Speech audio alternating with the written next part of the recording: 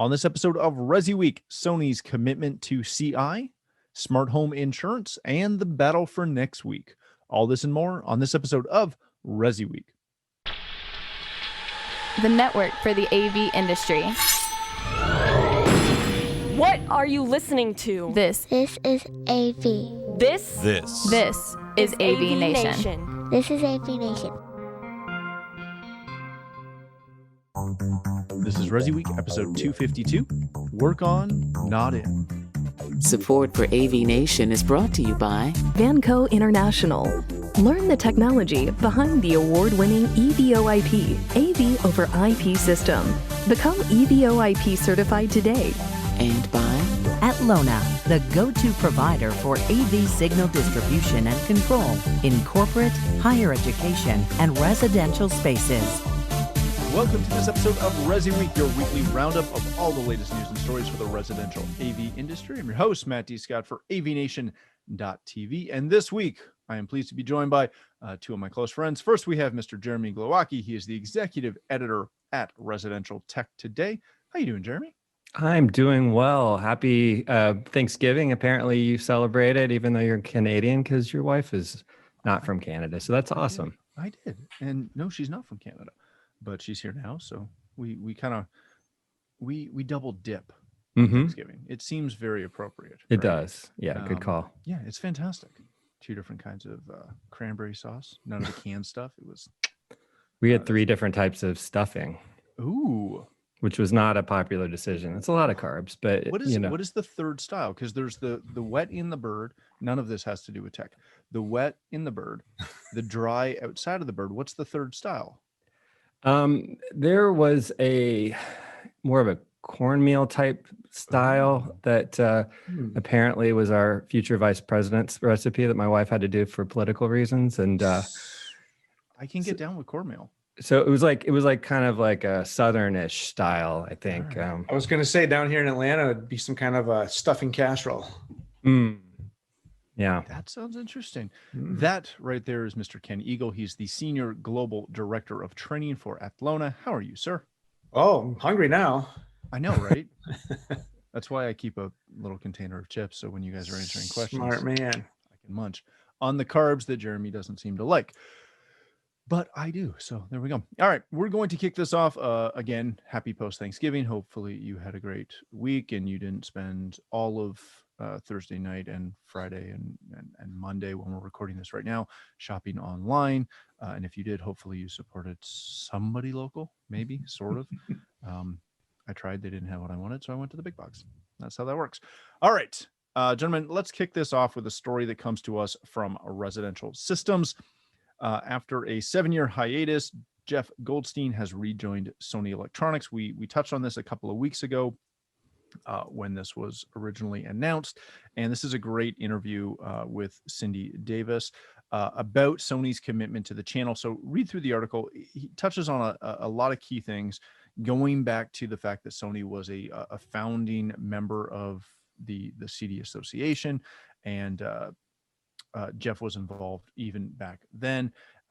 For fast forwards into their CEDIA Expo virtual event, and kind of the big splash, shall we say, that they made in that virtual event in setting up their entire booth in their I believe West Coast HQ, and doing a ton of virtual stuff and announcing a lot of really good things. So he's really talking to Cindy about their commitment to the channel in general. Jeremy, let me start with you on this. How do you, or how do we judge commitment to the channel from manufacturers? Because I'd argue that you don't have any manufacturers that will come right out and say, yeah, we're not committed to your channel. But there are definitely manufacturers that seem to do it better than others at different levels and different points. How would you describe or kind of create a checklist of things that you want to see from manufacturers to show their commitment to our channel?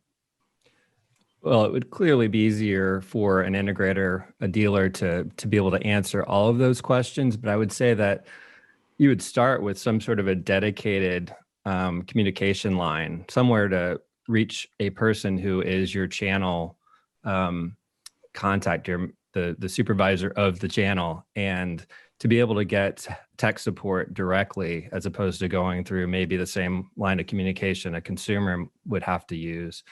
Also, early insight into what's on the development cycle, anything that can give a custom integrator a leg up on just the broad channel of what's going to be introduced in terms of, broad retail or online, and also some protection from pricing challenges as well. That gets in a little above my pay grade as far as how that works out, but I have heard that a lot in conversations between integrators and manufacturers at different conferences, and just trying to give some special consideration on dealer pricing. And I believe really it goes so far as to support of different conventions. You see a manufacturer supporting events at CEDIA, doing trainings at a CEDIA Expo, advertising support, that type of thing. Sony was the very first advertiser to commit to residential systems when we launched that in my prior position company back in 2000. They said, we're interested in this new venture.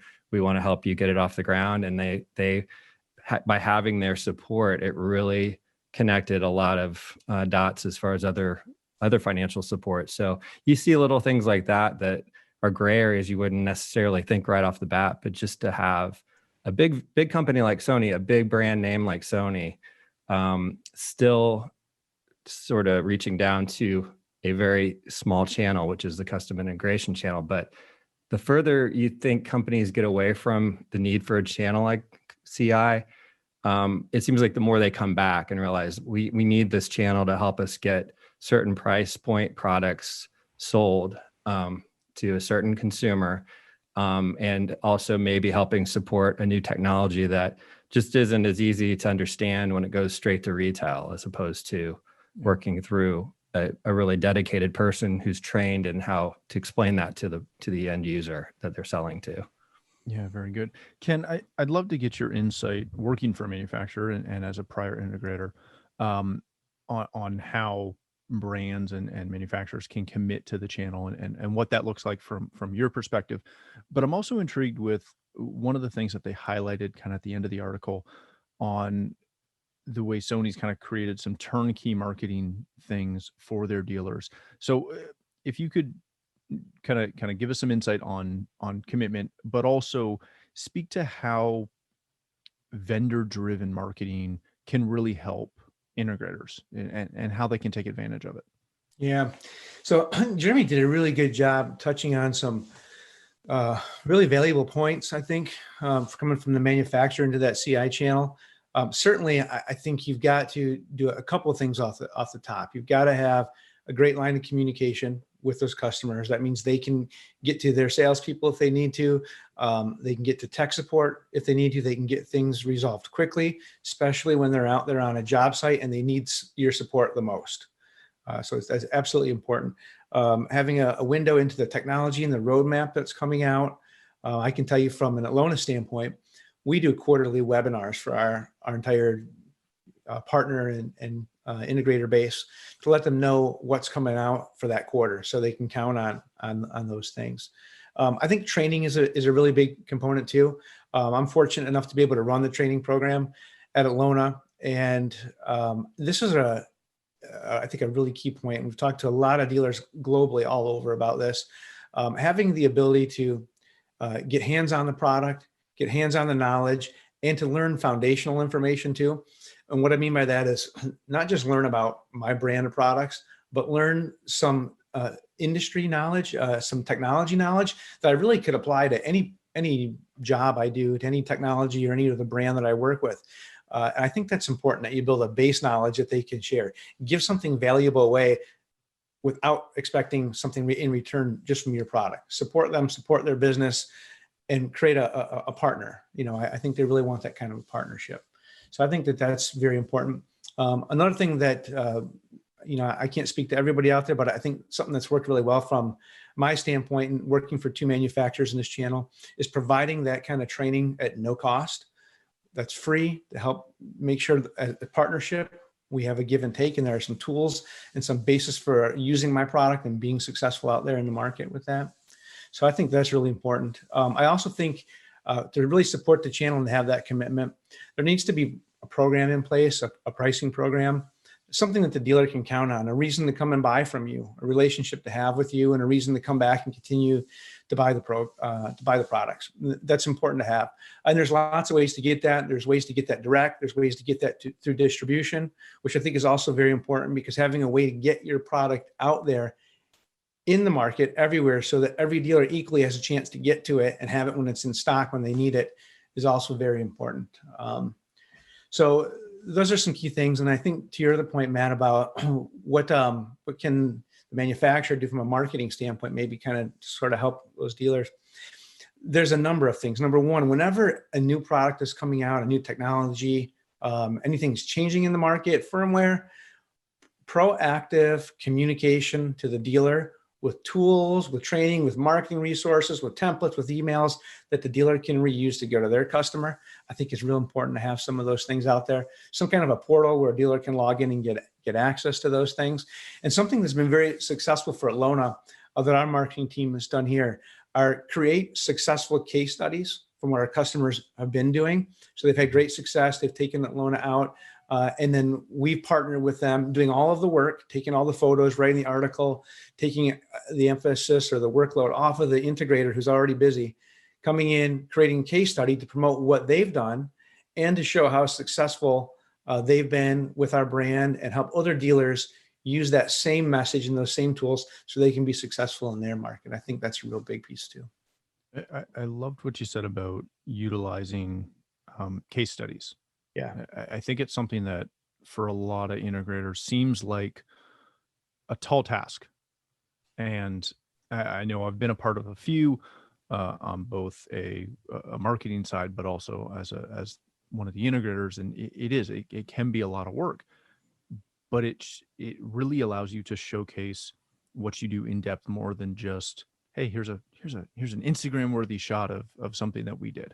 You're right. You know, we've got a pretty nice, I'll say, library of case studies online now on our site, but that didn't happen like, last month. I mean, it was years in the making to build that, because it's not easy to get the time commitment and to get the end user commitment to do all that. And that's why I say, we really want to partner with, and I think any manufacturer should really want to partner with the integrator, take the workload off of them and support it as much as you can to help make that dealer and others successful. Yeah, that's a very good point. All right, gentlemen, let's move on to our next story of the day. This comes to us from Residential Tech Today. Does your smart home need cyber insurance? This is brought to us by Jay Basson or Basson. I always get that wrong, so apologies, Jay. What Jay's covered here is he's kind of given an overview of a lot of the cyber issues that are out there and how they play into your home network environment. So he covers a couple of things and specifically talks about the fact that there's more to cybersecurity and the need for cyber insurance than just that potential hack on somebody's router. So from an integrator standpoint, obviously you want to make sure that you are using best practices and that you hopefully have these insurances as well. But he covers, I believe, 6 or 7 major insurance companies in the U.S. and what their homeowner options are for cybersecurity and a cyber policy, if you will. Ken, let me come back to start with you on this. This is, I would argue that this is a must for any integrator that plugs in anything onto a network. That part of your insurance rider should include cybersecurity. You should have some level of something there. But anytime you're in someone's home and you're dealing with their network as well, is it your place to mention to someone? Is that kind of like a value add of, hey, we know and we carry insurance because we're working with your network. You can also get some insurance added to your homeowner's policy. Is that a step too far for integrators to get involved in that conversation, or is that a nice just value add? It may depend on the relationship you have with each customer. But I will say overall, I think it's a nice value add. I mean, I was an integrator for 7 years. And, I had I had a lot of friendships with my customers where I think we could have that conversation where I could say, here's, with all my experience in AV and integration, here's a tidbit. Here's something I learned. Maybe it's about a display or about electronics, about audio, or about cybersecurity. I don't think it's a bad thing to do that. I think that's great. Now, that being said, there were a couple of customers that I had in the past where they probably wouldn't have wanted my advice on that.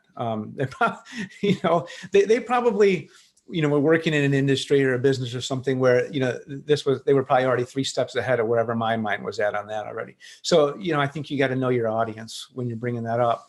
But, I think this is an interesting article. It sort of made me do a little bit of an about face after reading it, because I sort of always, cybersecurity isn't new. We all know about it. We've all heard about it. We see the ads out there. But I guess even in my mind, I hadn't really thought, gosh, I could just put that on my homeowner's insurance policy, and it's probably like, $10 a month. It sort of is easier to digest and makes more sense now than it did 2 or 3 years ago, I feel like.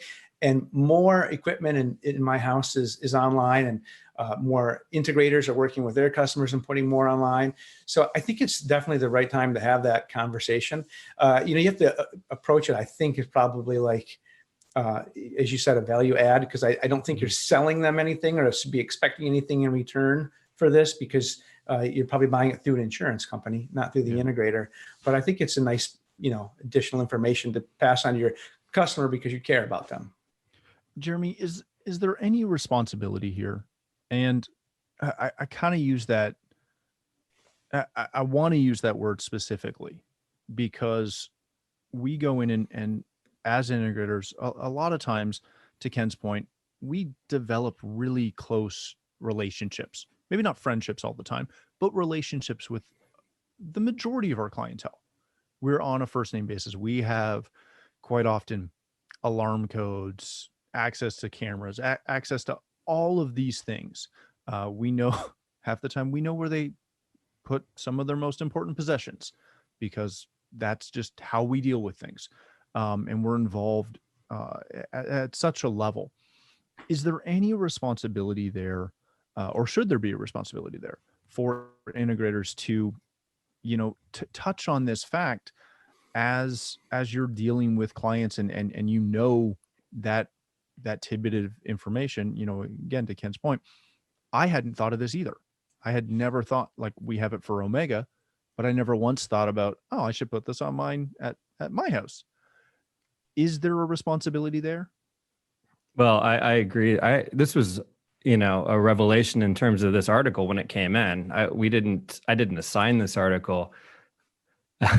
Jay just, comes up with these great ideas, and he sends me a piece that he's spent a ton of time on like this, where he's actually called the insurance companies to find out what their policies cover and how they work and what the cost is. And I saw on there myself, as we talked about before the podcast began recording, we, have a certain insurance company on this list, and it's nominal for an annual coverage, and I thought, why not just add that? I need to meet with my agent because it would just give me peace of mind. And to be able to pass that information on to a client who trusts you and looks to you for technical advice, that can't hurt, And the only rub maybe for some would be, well, aren't you my tech professional protecting me? Well, yeah, but there's also best practices that any of us who have the best technology protecting our networks need to follow. Don't click on attachments of emails that are, suspect. You've got to be smart about certain things. Change your passwords on a regular basis and make them complicated enough not to be, hacked. I went to a buying group meeting where they had a professional cybersecurity guy there, and he was talking to all the members about mostly protecting their businesses, trying to avoid ransomware issues, and I know of a manufacturer in our industry that got hit by ransomware, and I'm not going to say who it was, but it was not publicized, and they were shut down for weeks as a result. And I'm sure that was something where someone clicked on something that looked like it was a legitimate request from a manager or somebody. That's where you get kind of hung up. And, the more we work from home with, COVID-19, the more our office is becoming our home. Our home is becoming our office.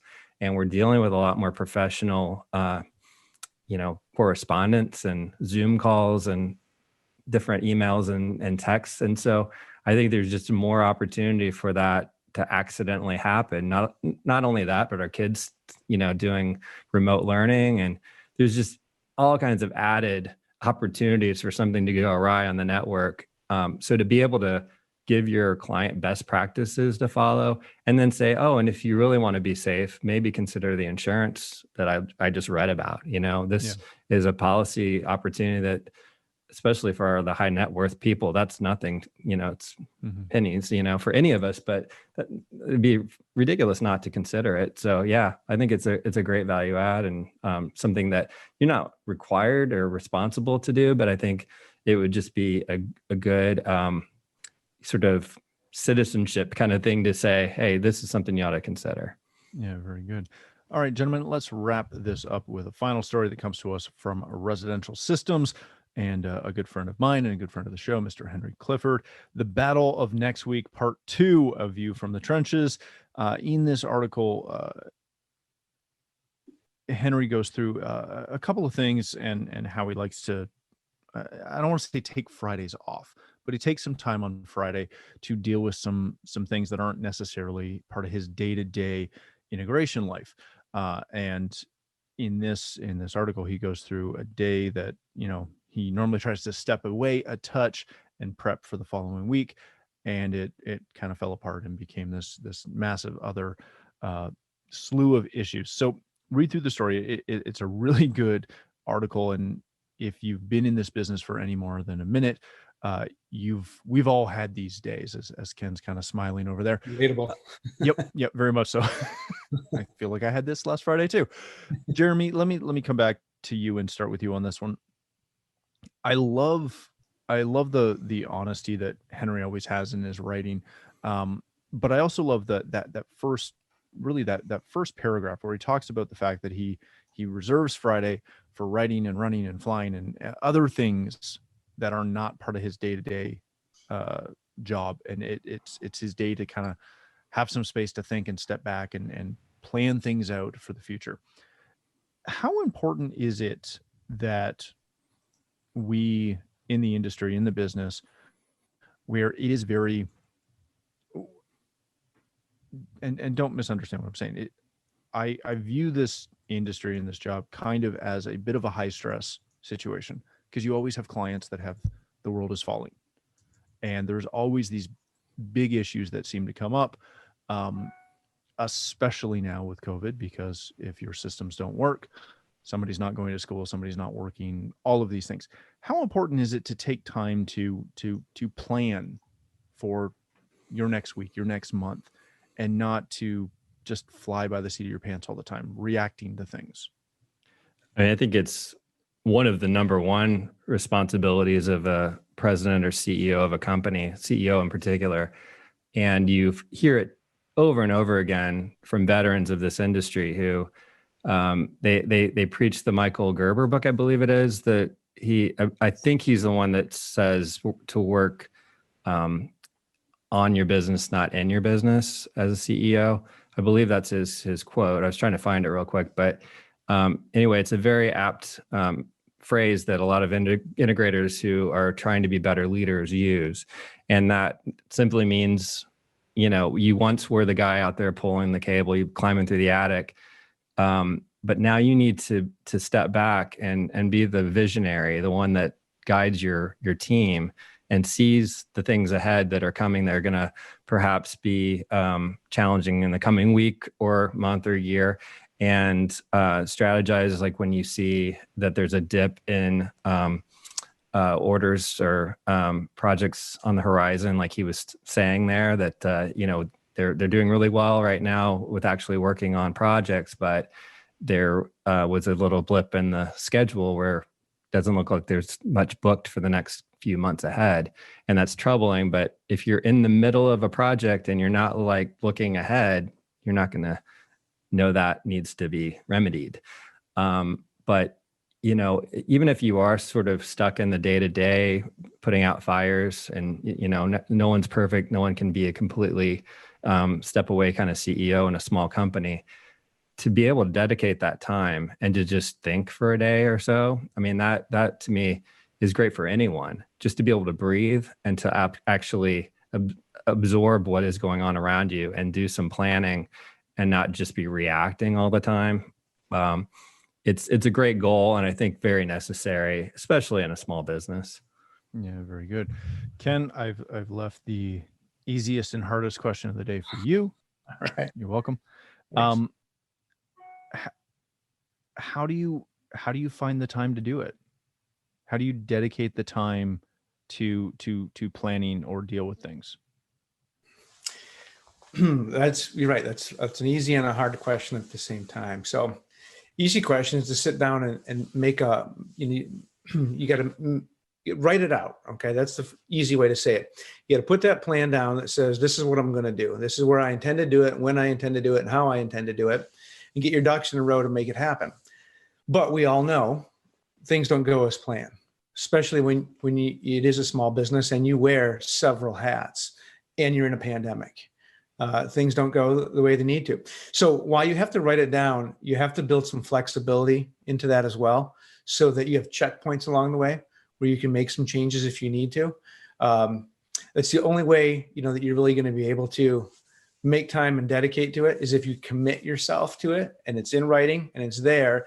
And it doesn't mean you get rid of it if you have to make changes. It means you reshift some priorities again and you go in another direction and you still build it in. That's hard to do. I can tell you, 7 years I ran my own integration business. I wore all the hats. And as Jeremy said, I climbed through the attics and under the houses, and I programmed things, and I sold stuff, and I did the books. You do that all. And, then I worked the weekends and I never came home for dinner, and that kind of stuff happens. But at some point there has to be a spot where you go, okay, you know what? I can't continue on like this forever.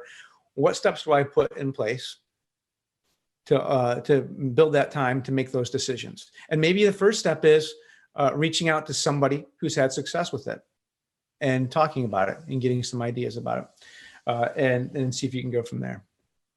Yeah, very good.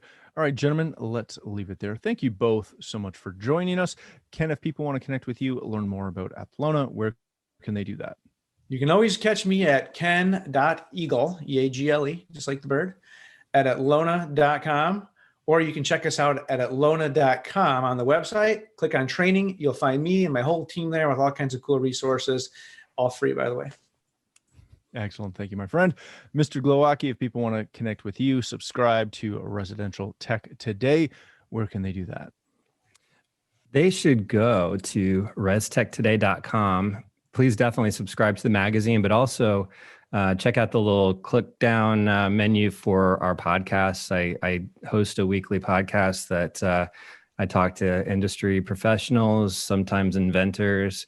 This week we spoke to Phil Jones from the Sound United brands. He's the newly promoted director of global brand activation. Really great, energetic guy, and had a fun talk with him and learned that he was an MP for the Top Gun naval base by San Diego when he was a kid. Miramar. Yeah, that's right. Miramar. That's exactly right. And he said that the pilots don't look like Tom Cruise, but they all think they are. So that was pretty entertaining. But check that out. It's a lot of fun. Excellent. Thank you so much, my friend. Thanks again for joining us. If you'd like to connect with me, you can find me on Twitter at Matt D. Scott and pretty much every other social platform. But more importantly, please stop by AVNation.tv, where you'll find this show as well as a wide variety of other shows with all the verticals that we cover. When you visit the website, please take a moment to check out our supporters. We are extremely thankful for their support and ask that you check them out as well. Thanks again for watching. That's all the time we have for this episode of ResiWeek.